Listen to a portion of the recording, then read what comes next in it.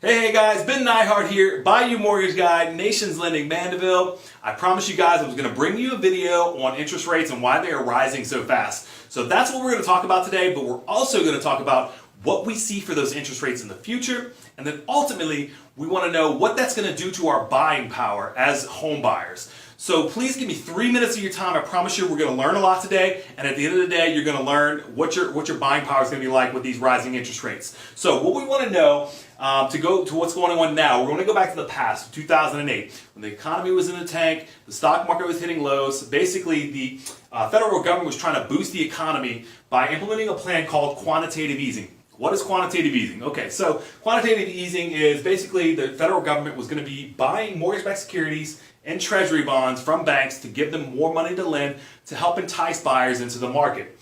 What do we want to know about mortgage-backed securities and treasury bonds? We want to know that the mortgage-backed security yields and treasury bond yields and mortgage rates are all linear related. So as the yields on these go up, so do mortgage rates. So how does that tie into what's going on today? So the federal government announced in September of 2017 that basically they were going to start reducing the amount of mortgage-backed securities and treasury bonds that they were buying.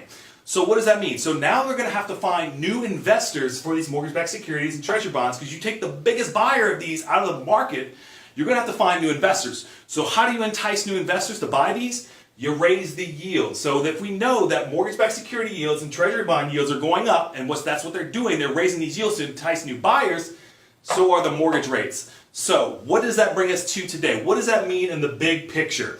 So do we think that the interest rates are going to keep rising? In my opinion, yes. I do think that that's what's going to happen, because the federal government is not going to stop reducing the amount of which they're buying these mortgage-backed securities and treasury bonds. So if you're on the fence about buying a house right now, it may be time to get off the fence and think about buying, because it doesn't look like these interest rates are going to be going down anytime soon. As it sits right now, we are at an all-time, a 4-year high right now. I mean, generally speaking, in terms of the big picture, we're still at all-time lows. It's still a great time to buy, but the longer you wait, the more you lose in buying power. And let me explain what that does to your buying power, okay?